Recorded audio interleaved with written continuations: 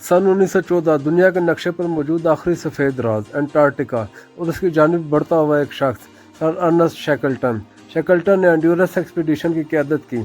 एक ऐसा सफ़र जिसका मकसद था ज़मीन के सबसे सर्द, बेरहम और गैर आबाद खित्ते को अबूर करना।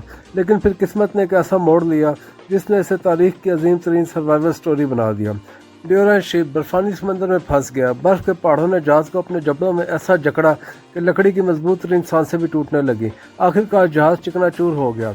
अब बीच बर्फ, ना ज़मीन, ना रास्ता, ना उम्मीद, सिर्फ 28 लोग और उनका लीडर शैकल्टन। लेकिन उस आदमी ने हार नहीं मानी। उसने अपने साथियों से कहा, जहाज़ गया है लेकिन हम जिंदा रहेंगे। महीनों तक वो जमती हुई हवाओं, आसमान को चीरती बर्फानी आंधी और भूख के अजाब से लड़ते रहे। वो बर्फ के टूटते टुकड़ों पर बहते, कश्तियों में हज़ारों मील समंदर की वहशत झीलते और पहाड़ अबूर करते हुए आखिरकार मदद तक पहुंचे। और हैरत अंगेज बात यह है कि शैकल्टन ने अपने तमाम साथियों को जिंदा वापस लाया, कभी किसी को नहीं छोड़ा।